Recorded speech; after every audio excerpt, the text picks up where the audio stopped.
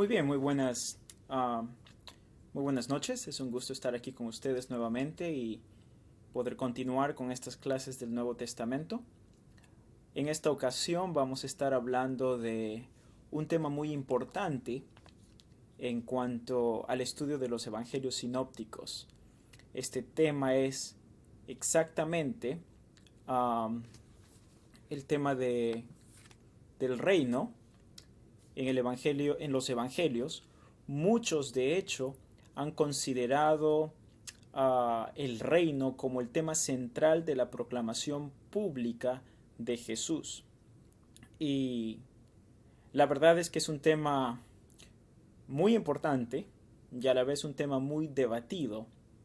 Hay muchas diferencias de opiniones, diferentes campos teológicos, diferentes posturas teológicas en cuanto al entendimiento del reino, y que básicamente ha dividido a la iglesia protestante durante siglos. Pero es importante que entendamos. Entonces, en esta ocasión vamos a tratar de estudiar el tema del reino. Me gustaría que uh, me ayuden. Quiero confirmar que que estamos grabando la clase y que todo está bien.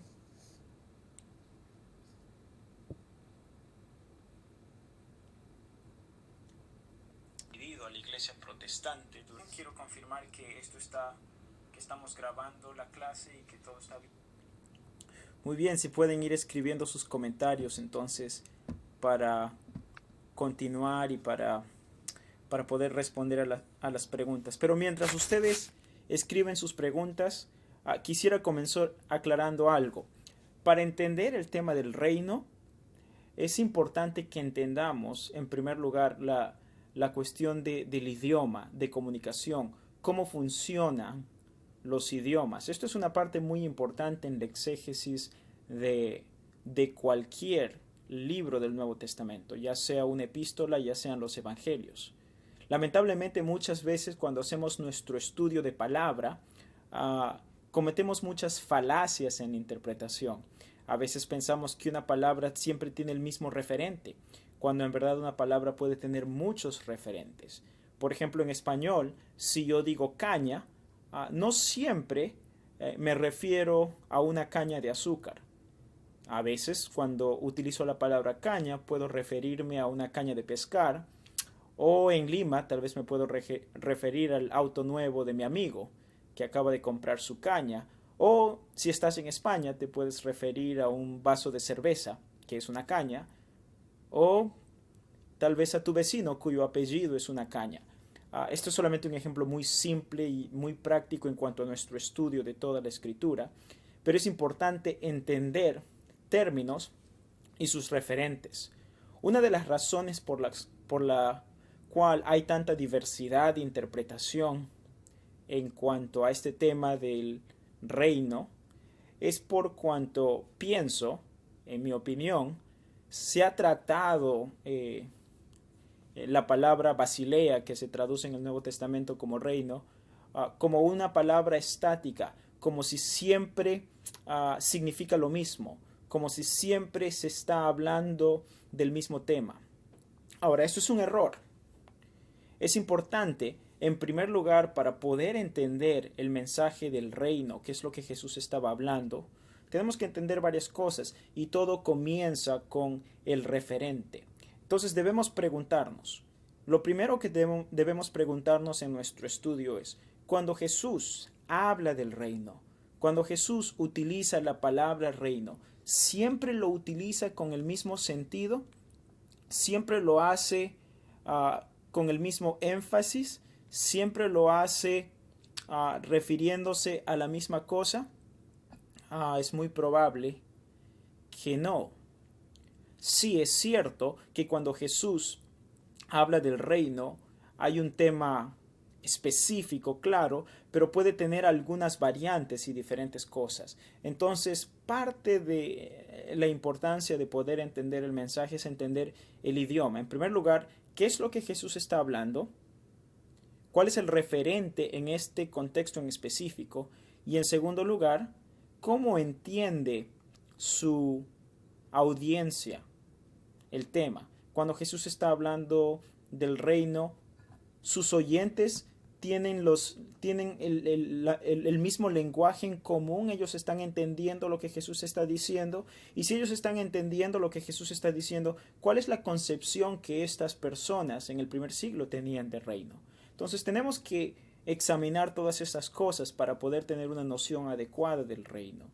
Entonces, algunos académicos se han referido al lenguaje del reino como en términos que cuando se utiliza el término reino, por un lado es tensivo, voy a explicar eso en un momento, y por otro lado es esteno. Por tensivo significa que no se puede limitar a un solo referente, puede referirse a más de una cosa. Por esteno significa que hay un sentido estático que no cambia. Entonces podemos decir que el tema del reino, cuando Jesús habla del reino, él utiliza, vamos a decir, una terminología cuasi esteno, es decir, algo tensivo, es decir, que no se limita a un solo referente, pero sin embargo, sí hay un tema que sirve de marco en las diferentes variaciones que él va a hacer en su discusión del reino. Y ese tema es una noción del Antiguo Testamento, que es lo que los judíos entendían en cuanto al reino, qué es lo que esperaban. Entonces, sí hay en cierta manera un parámetro general que se debe entender cuando Jesús habla del reino. Sin embargo, cuando vamos al Nuevo Testamento, nos vamos a dar cuenta que diferentes personas tenían nociones diferentes del reino también. Y eso se debe a que, aunque hay un parámetro, ese parámetro no es tan limitado, sino hay cuestión de variedad. Entonces es importante que entendamos esto. Y cuando hablamos entonces del reino, hay dos cosas que tenemos que entender, o varias cosas. Tenemos que examinar las diferentes formas como habla Jesús del reino en el Nuevo Testamento. Cuando examinamos la Escritura, el reino se presenta en algunos casos como una expectación o una esperanza profética escatológica, cuando Dios va a restaurar ya sea la nación de Israel o el mundo, en donde Dios obra desde dentro de la historia al levantar un monarca o un rey, ¿no? Y esto es tal vez esa noción escatológica del reino, esa noción profética. Sin embargo, esa noción profética, cuando leemos esos versículos, no encontramos esas descripciones cósmicas de cosas que suceden. Es que algunas veces cuando se habla del reino no se mencionan estas cosas. Esto es una manera, por ejemplo, en la cual el reino se habla. Esto es una manera profética, escatológica. Pasajes como 2 de Samuel 7:14, donde se promete un heredero al trono de David. Salmos 2, Isaías 11, versículos del 1 al 9. Por otro lado, hay otro lenguaje que se utiliza en cuanto al reino, y ese lenguaje es el lenguaje de una esperanza escatológica apocalíptica. A diferencia de la primera forma, cuando se habla de una expectación profética, en estos versículos Dios obra desde dentro de la historia.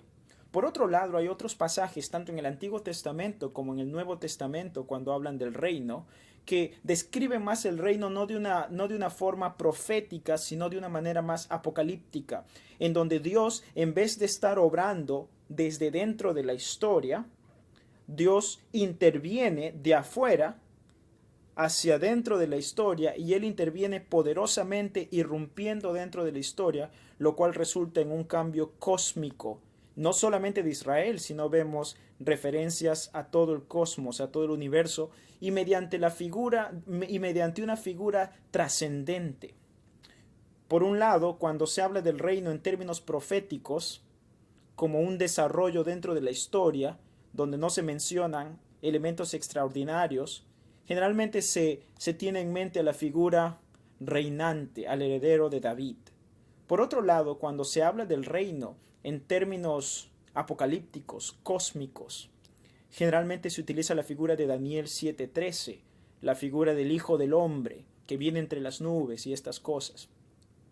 Entonces, cuando vas al Antiguo Testamento, el lenguaje del reino, y también en el Nuevo Testamento, no es un lenguaje único, no es estático, hay diferentes matices, diferentes sabores, por así decirlo. Y entonces es importante que prestemos atención a esas cosas.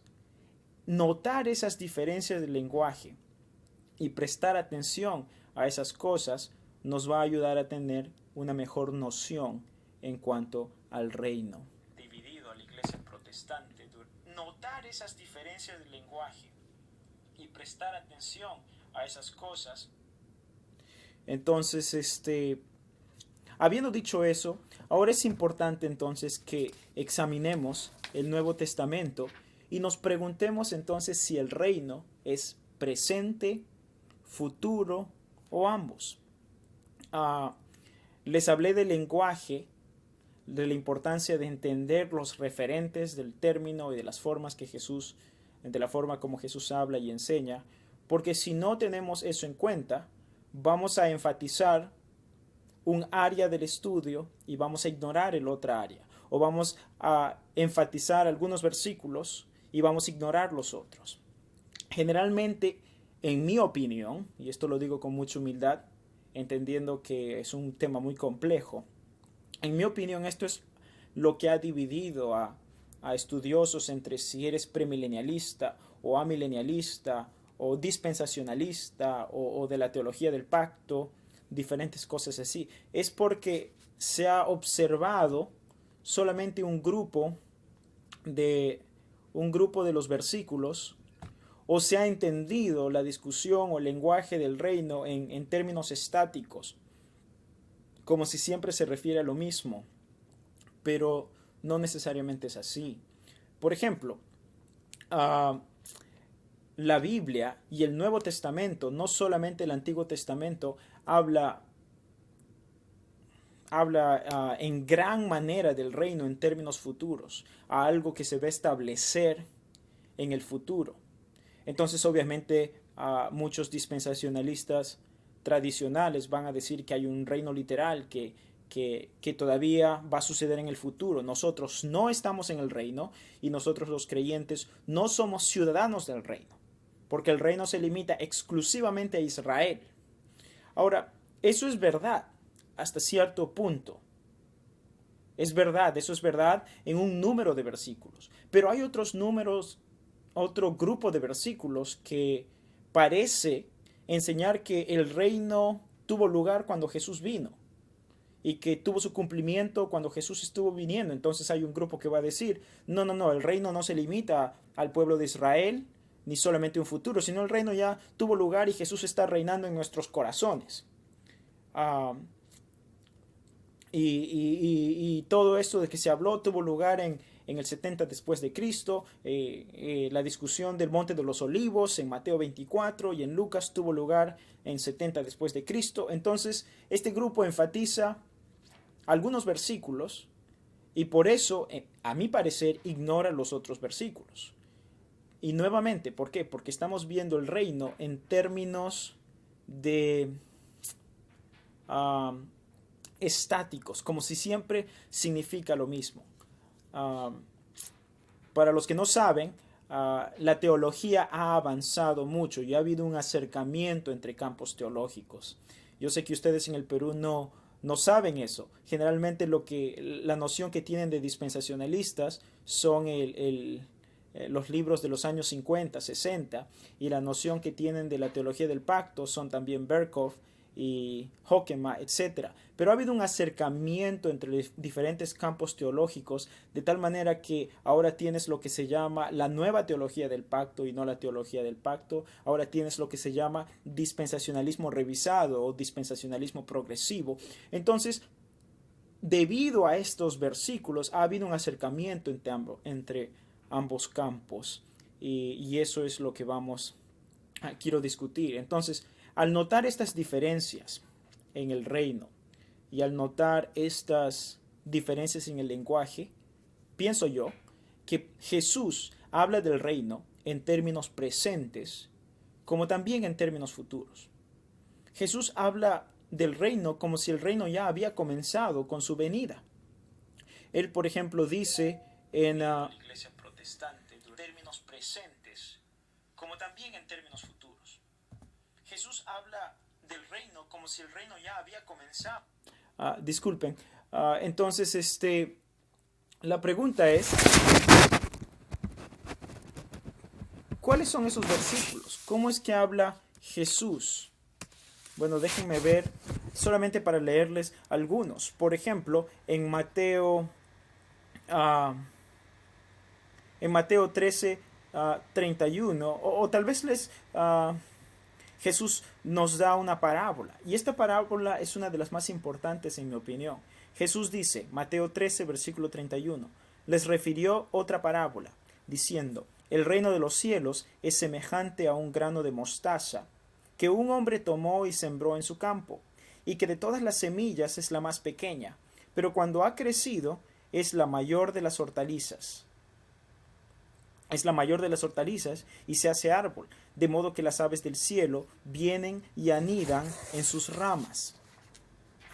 Esta parábola es muy importante para entender la discusión del reino.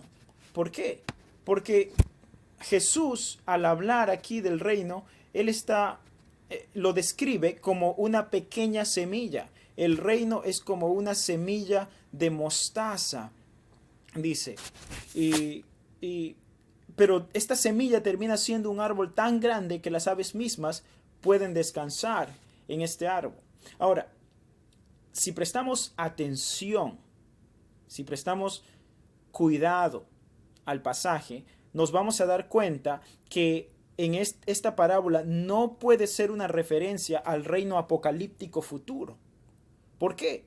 Puesto que cuando leemos pasajes que describen el reino apocalíptico o en términos apocalípticos, este reino en este pasaje es grandioso y comprensivo desde la aparición del Hijo del Hombre. No comienza como algo pequeño, es algo extraordinario. El Hijo del Hombre viene en las nubes y está haciendo todas estas cosas. Entonces, cuando Jesús dice el reino de los cielos es como la semilla de mostaza que crece y llega a ser un árbol grande, no está hablando de esta noción futura del reino apocalíptico. Tampoco puede referirse al reino teocrático, como se ve en las predicciones del Antiguo Testamento, puesto que tal reino también es cósmico e implica un gobierno total desde su concepción del universo. La parábola aquí más bien está utilizando referencias de un inicio pequeño. El referente aquí es la iniciación del reino escatológico que de una manera sorpresiva ha entrado en la historia en una forma minúscula, es chiquita, insignificante, pero que crecerá hasta ser un gran reino. Entonces, pienso yo que esta parábola es la primera pista que indica un comienzo aparentemente insignificante del reino, con la palabra plantada del Señor. Y todas estas parábolas, la parábola del sembrador y todas estas cosas, van a hablar de esta noción de un inicio del reino en el presente. En Lucas 17, capítulo 20, también leemos, habiéndole preguntado los fariseos cuándo vendría el reino de Dios, Jesús les respondió y dijo, el reino de Dios no viene con señales visibles, ni dirán, mirad, aquí está o allí está, porque he aquí el reino de Dios entre vosotros está. El punto de este verso es que el reino, en un sentido, se encuentra exactamente delante de sus ojos, en la persona de Jesús. Está a su alcance, se encuentra en medio de ellos, puesto que la presencia y la autoridad de Jesús está delante de ellos. Jesús está hablando del presente y no del futuro. Entonces, eso es evidente si ustedes comparan el versículo 21 con los versículos 22 al 37. Otro versículo, Lucas 11:17. Hay una discusión allí entre Jesús y los fariseos y los líderes religiosos, quienes le acusan a Jesús de hacer sus milagros por obra de Satanás, de Belcebú. El texto dice así, pero conociendo él sus pensamientos, les dijo, todo reino dividido contra sí mismo es asolado, y una casa dividida contra sí misma se derrumba. Y si también vosotros decís que yo echo fuera demonios por Belcebú, y si yo echo fuera demonios por Belcebú, ¿por quién los echan fuera vuestros hijos. Por consiguiente, ellos serán vuestros jueces. Pero si yo por el dedo de Dios echo fuera los demonios, entonces el reino de Dios ha llegado a vosotros. Esa pregunta es importante. ¿Por qué? Porque ¿cuándo va a echar demonios Jesús? La discusión es en el presente. Jesús está echando demonios en ese momento. Y Jesús está diciendo, si yo por el dedo de Dios echo fuera los demonios, entonces el reino de Dios ha llegado a ustedes. Está aquí. La idea del verso no es que el reino solo se ha acercado como en Lucas 19. Más bien, la idea del verso es que el reino ya está aquí. Entonces, a la luz del contexto, en el pasaje se está defendiendo el presente ejercicio visible del poder divino. La imagen es reforzada inmediatamente en ambos contextos por la parábola de alguien venciendo al hombre fuerte al quitarle sus posesiones. Jesús está describiendo lo que está sucediendo, no lo que se ha acercado. El punto es que los milagros son una imagen de la autoridad y gobierno del Dios obrando a través de Jesús para vencer a Satanás. Entonces hay muchos versículos en el Nuevo Testamento que hablan del reino como algo futuro. Pero hay muchos versículos que hablan del reino como algo pasando en el momento de Jesús. Ahora, y yo pienso que la solución al problema no es decir que el reino ha comenzado y que no hay un futuro. Y muchos van a decir, lo que pasa es que es el reino, ha comenzado y Jesús está reinando, pero está reinando en el corazón de nosotros. Yo pienso que decir que el reino de Jesús es el reino en el corazón es cerrado y es tonto, porque aquí Jesús les está diciendo a los fariseos o a estos líderes religiosos que le están diciendo a Jesús, tú estás haciendo esto por el poder de Satanás. Y Jesús les responde, bueno, si por el poder de Satanás estoy haciendo, entonces el reino de Dios ha llegado a vosotros. Muchos amilenialistas traducen este versículo así, el reino de Dios está en sus corazones. No, el reino de Dios no puede estar en los corazones de estas personas. Ellos no creen en el reino. Están acusando a Jesús. Entonces, el punto no es tanto de que Jesús está reinando en el corazón. El punto es, y no sé cómo, de que Jesús ha comenzado su reino y esto está manifestado por su obra de poder por sobre Satanás. Entonces podríamos decir que esta iniciación del reino es un trailer o un preview de lo que Jesús va a hacer en la consumación de su reino que va a tener lugar en el futuro. Entonces, en vez de utilizar el reino como dos términos que compiten, que el reino como el campo dispensacionalista tradicional ha enseñado que no estamos en el reino, que el reino solamente se relaciona con Israel y es para el milenio, para el futuro, o en vez de ir al otro lado, como el campo amilenialista ha enseñado, no, el reino ya ha comenzado y es el reino en el corazón, no hay necesidad de un futuro, no necesitamos de un futuro literal y estas cosas. Pienso que debemos examinar todos los pasajes y tomarlos tal como lo enseñan, que por un lado el reino ha comenzado, cuando Jesús vino, ha dado cosas, por otro lado hay un futuro, literal, no un futuro solamente en los corazones, sino un futuro específico en un lugar. Entonces, a esta postura se le llama la postura de ahora, pero todavía no. Y esto, personas en este campo se identifican algunos como de la nueva teología del pacto o dispensacionalistas progresivos, no tradicionales. Personalmente no me gusta limitarme a un campo teológico. Mi estudio de la Biblia es más ecléctico que asociarme con un solo campo de interpretación. ¿Ok? Ahora bien,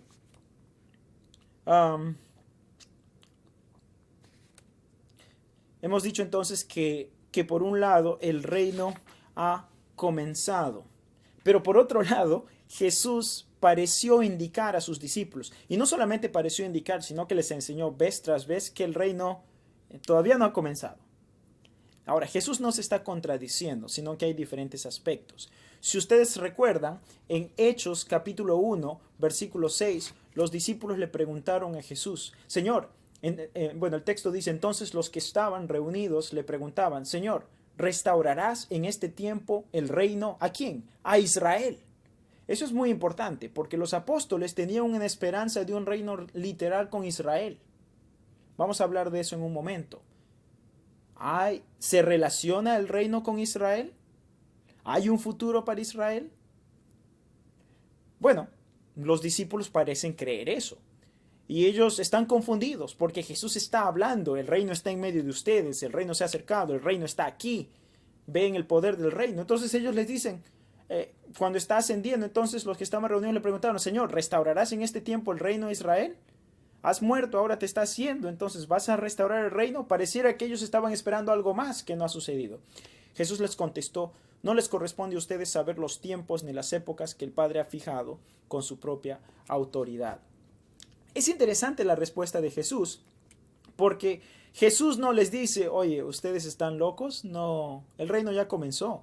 No, Jesús más bien deja a los discípulos abierto de que en verdad va a haber una restauración del reino, pero que a ellos no les corresponde saber cuándo va a ser. Eso es una cuestión de Dios.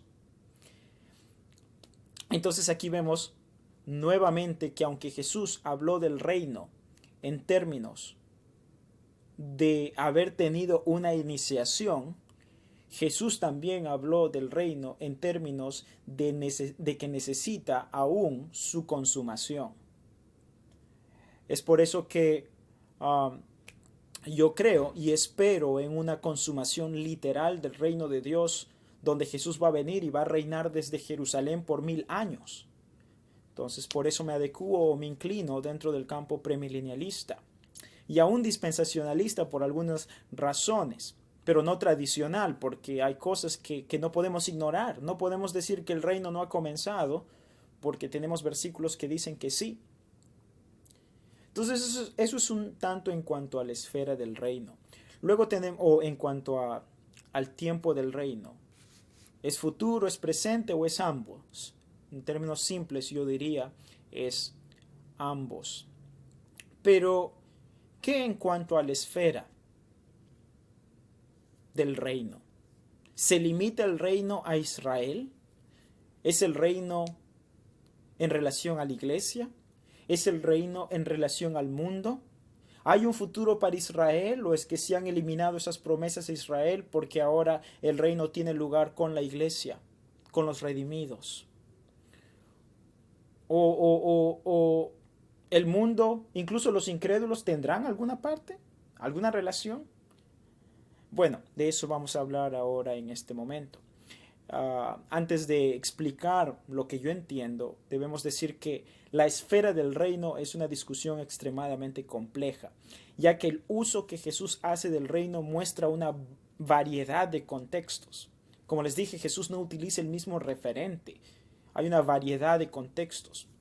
Por un lado, es muy claro que Jesús habla del reino y de su cumplimiento, tanto en el presente, sobre todo si leen el Evangelio de Lucas en los primeros capítulos, en los himnos de Zacarías y de María, y también en el Antiguo Testamento. En varios versículos el reino se habla en términos o en relación a Israel. Y aquí cuando menciono Israel, no es solamente Israel espiritual. No es que la iglesia ha reemplazado a Israel en este sentido. Se habla de Israel nacional. En Hechos 1:6 los discípulos tenían una esperanza en cuanto al Israel nacional. Hay un montón de versículos que ubican el reino en términos, o la esfera del reino, en términos al Israel nacional. Por ejemplo, en Amós 9:7, voy a leerlo rápidamente. ¿No son ustedes para mí como hijos de Etiopía, oh israelitas? Declara el Señor. ¿No hice yo subir a Israel de la tierra de Egipto, y a los filisteos de Caftor, y a los arameos de Kir? Por eso los ojos del Señor Dios están sobre el reino pecador, y voy a destruirlo de sobre la superficie de la tierra. Sin embargo, no destruiré totalmente a la casa de Jacob, declara el Señor. Está hablando de Israel. No los destruiré por completo, porque yo daré un mandato y zarandearé a la casa de Israel entre todas las naciones, como se zarandea el grano en la criba, sin que caiga ni un grano en tierra. A espada morirán todos los pecadores de mi pueblo, los que dicen, no nos alcanzará, si no se nos acercará la desgracia. Ahí sí está hablando de un juicio de Israel, pero luego se menciona su restauración. En aquel día levantaré el tabernáculo caído de David, repararé sus brechas, levantaré sus ruinas, lo reedificaré como en el tiempo pasado, para que tomen posesión del remanente de Edom. Y de todas las naciones donde se invoca mi nombre, declara el Señor que hace esto. Amós 9:13. Vienen días, declara el Señor, cuando el arador alcanzará al segador, y el que pisa la uva, al que siembra la semilla, cuando destilarán vino dulce los montes y todas las colinas se derretirán, restauraré el bienestar de mi pueblo Israel. Está hablando de ese futuro, de esa restauración apocalíptica, profética, que todavía no hemos visto. Y está hablando de Israel, de la nación de Israel. Y ellos reedificarán las ciudades asoladas y habitarán en ellas. También plantarán viñas y beberán su vino y cultivarán huertos y comerán sus frutos. Los plantaré en su tierra y no serán arrancados jamás de la tierra que les he dado, dice el Señor tu Dios. Obviamente ahí se está hablando claramente de Israel como nación. No de todos, obviamente de un remanente, porque tienen que ser transformados. En Génesis 17:7 Dios le dijo a Abraham, estableceré mi pacto contigo y con tu descendencia después de ti y todas sus generaciones, por pacto eterno, de ser Dios tuyo y toda tu descendencia después de ti. Pacto eterno. En 2 de Samuel 7:12 Jesús habla de la restauración del rey de David para la nación. Dice, cuando tus días se cumplan y reposes con tus padres, levantaré a tu descendiente después de ti, el cual saldrá de tus entrañas y estableceré su reino. Él edificará casa a mi nombre y yo estableceré el trono de su reino para siempre. Versículo 16. Tu casa y tu reino permanecerán para siempre delante de mí, tu trono será establecido para siempre. Lo mismo en el Salmo 89. Su descendencia será para siempre y su trono como el sol delante de mí será establecido para siempre como la luna, etcétera, etcétera, etcétera. Entonces, estos versos claramente enseñan una referencia a Israel. Dios tiene un plan para con Israel. Muchos textos en la Biblia ubican el reino con Israel, aunque hay algunos que sugieren que Dios ya cumplió lo que dijo a Israel, entonces la iglesia ha reemplazado, no hay un futuro. Personalmente yo no puedo aceptar eso por pasajes como Amós, pasajes como Génesis 17, como Samuel. Hay un futuro para Israel, hay un referente para Israel. Por otro lado, no solamente el Antiguo Testamento, el Señor Jesús mismo sugirió esto. En Mateo 19, 28 al 30, Él escribe, el Señor Jesús les dijo, en verdad os digo que vosotros que me habéis seguido en la regeneración, cuando el Hijo del Hombre se siente en el trono de su gloria, os sentaréis también sobre 12 tronos para juzgar a las 12 tribus de Israel. Y todo el que haya dejado casa, su hermano, su hermana, su padre o madre, o hijos, o tierras por mi nombre, recibirá 100 veces más, y heredará la vida eterna, pero muchos primeros serán últimos, y los últimos primeros. En este versículo Jesús está diciéndole a sus 12 apóstoles que ellos van a reinar sobre las 12 tribus de Israel. Podemos decir que estos versículos no son literales, pero está hablando de un futuro para la nación de Israel en relación a su reino.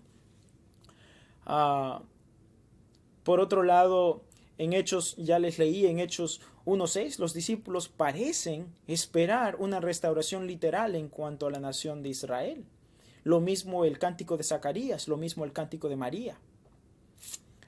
Otro verso es Lucas 22:15, donde el Señor Jesús dice, y les dijo, intensamente he deseado comer esta Pascua con vosotros antes de padecer, porque os digo que nunca más volveré a comerla hasta que se cumpla en el reino de Dios. Y habiendo tomado una copa, después de haber dado gracias, dijo, tomad esto y repartidlo entre vosotros, porque os digo que desde ahora en adelante no beberé el fruto de la vid hasta que venga el reino de Dios. Esto es interesante porque tal vez no es tan explícito, pero aquí es implícito que va a haber una restauración para la nación. La Pascua era una celebración netamente judía. Jesús está hablando aquí de celebrar la Pascua nuevamente, no la comunión que está instituyendo. Él dice que no va a celebrar la Pascua, una tradición netamente judía, hasta que Él venga nuevamente en su reino. Entonces, aquí, cuando Jesús rehúsa tomar el vino y recalca que no participará de la Pascua hasta el cumplimiento del reino, hasta que el cumplimiento del reino tenga lugar, Él está sugiriendo que un día en el cual la celebración conmemorará el cumplimiento de la promesa con una celebración enraizada en una expresión del Antiguo Testamento en relación a Israel. Entonces, por un lado, la Biblia enseña un futuro para la nación de Israel, un futuro de restauración. No puedo entonces desechar completamente, por lo menos desde mi estudio del Antiguo Testamento y mi estudio de los evangelios sinópticos, una noción en el cual Israel no tenga lugar. Hay un futuro para Israel. Sin embargo, muchos, y por eso continúo tal vez simpatizando con dispensacionalistas. Sin embargo, dispensacionalistas tradicionales fallan en quedarse allí, porque no ven una noción de gentiles como parte integral del reino. Como les dije, cuando Jesús habla del reino, Él utiliza varios referentes. Por un lado, no puedo rechazar que hay un futuro para Israel.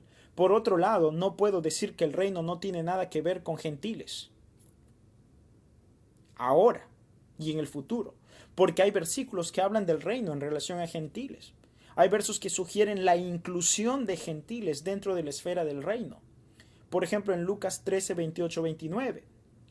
El texto dice: allí será el llanto y el crujir de dientes cuando veáis a Abraham, a Isaac, a Jacob y a todos los profetas en el reino de Dios, pero vosotros echados fuera.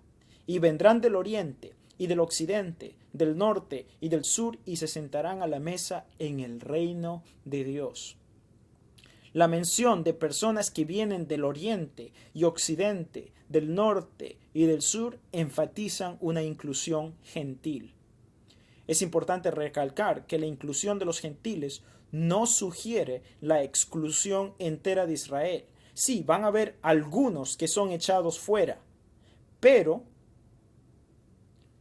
allí en la mesa vamos a ver a Abraham, a Isaac y a Jacob y a todos los profetas. Hay una mención de creyentes israelitas allí.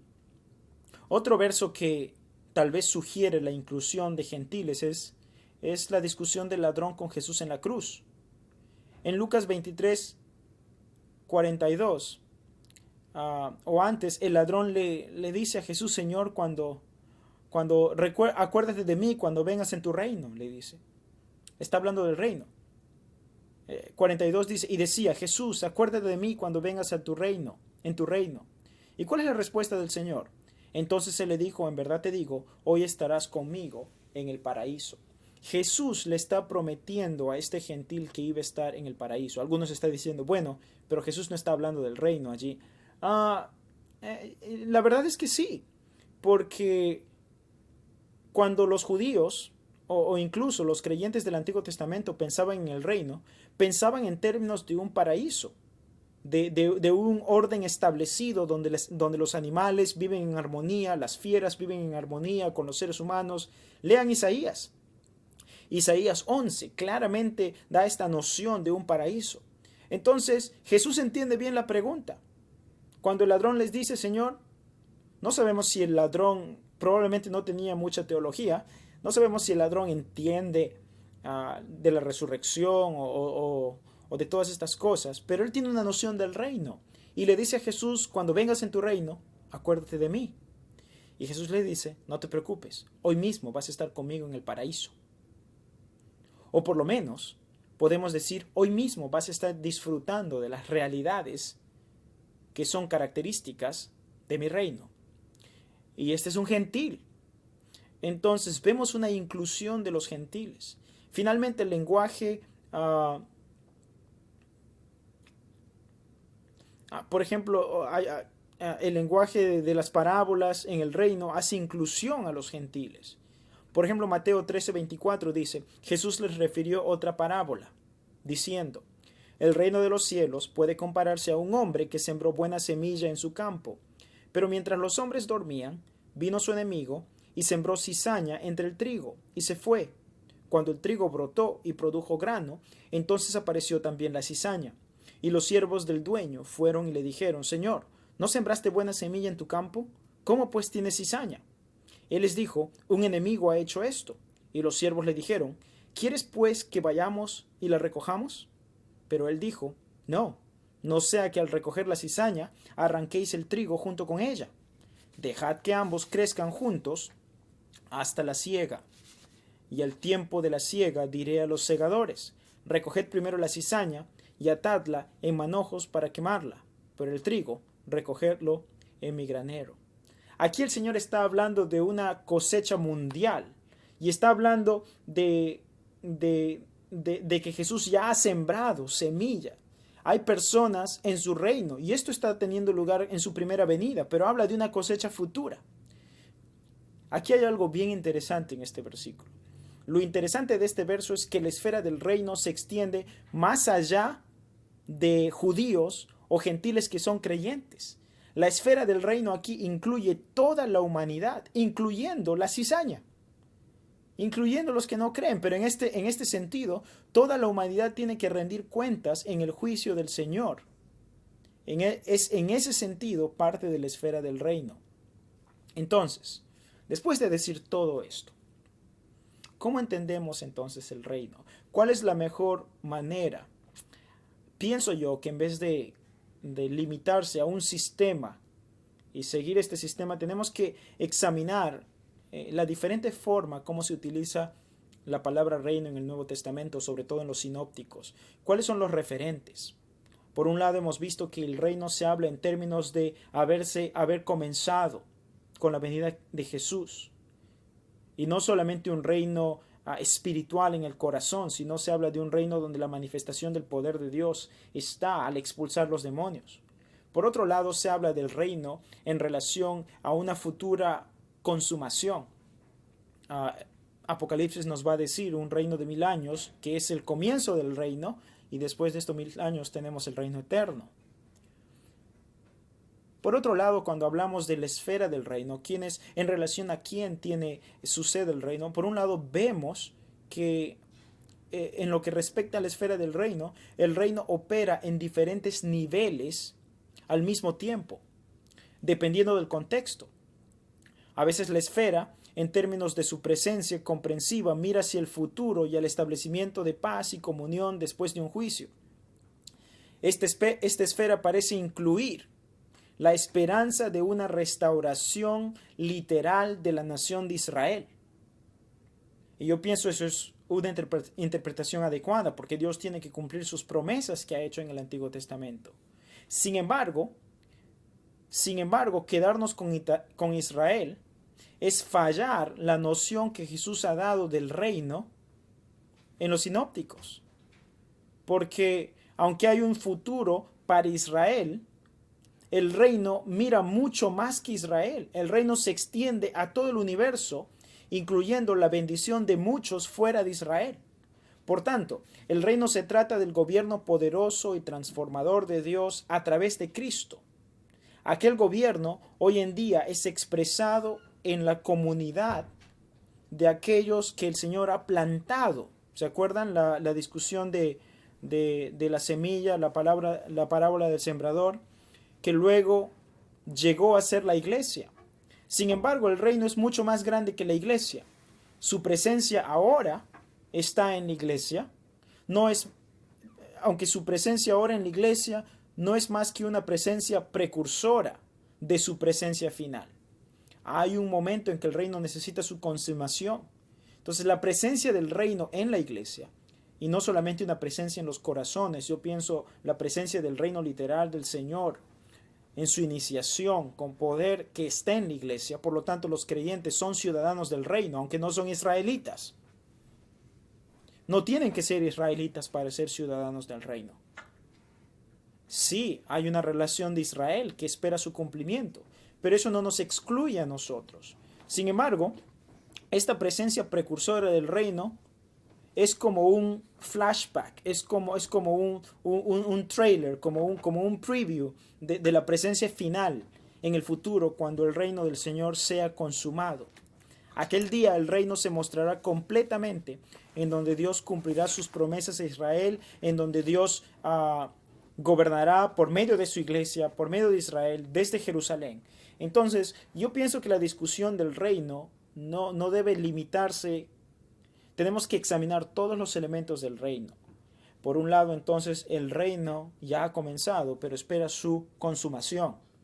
Esto no es una postura dispensacionalista tradicional y tampoco es una postura amilenialista, por cuanto el reino amerita un lugar literal, específico, terrenal y espera una consumación. No es que el reino ya está aquí y no hay un reino milenario, porque ambas cosas vemos en la Biblia. Por otro lado, el reino, Dios no ha desechado a Israel.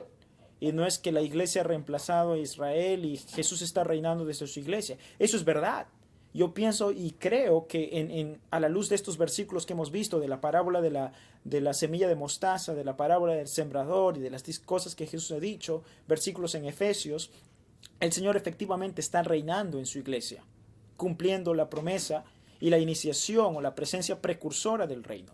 Pero hay una presencia final, donde es la consumación del reino y donde Dios va a cumplir sus promesas con Israel. Entonces, esto es mi punto de vista del reino y es algo muy importante porque cómo entendemos la realidad del reino va a afectar cómo enseñamos pasajes como el Sermón del Monte y diferentes cosas. No es sabio dejar a un lado a Israel, hay un futuro para Israel. Por otro lado, no es saludable decir que los creyentes no son ciudadanos del reino porque el reino se limita exclusivamente a Israel y eso no es verdad. Ambas cosas son claras, por lo menos desde la enseñanza de Jesús. Esto es lo que sus oyentes entendieron. No podemos estar seguros completamente porque habían diferentes nociones, pero yo pienso que sí vemos esto, por lo menos en las epístolas, ambas realidades. Eso es un poco en cuanto a nuestra discusión del reino. Disculpen que me he tomado todo este tiempo, pero ¿hay alguna pregunta tal vez? ¿Algunas preguntas? ¿Alguien dice por aquí?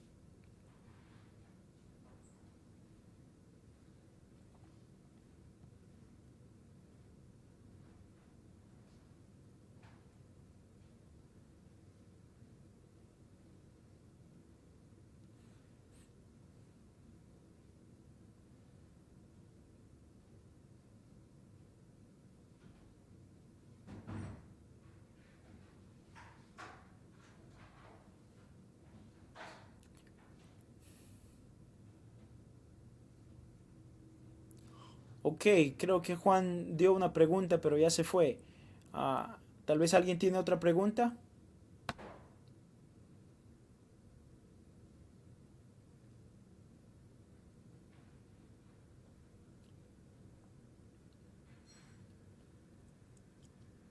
Muy bien, si no hay más preguntas, entonces podemos terminar aquí. Son las 8:50. No me gustaría dejarles sin preguntas.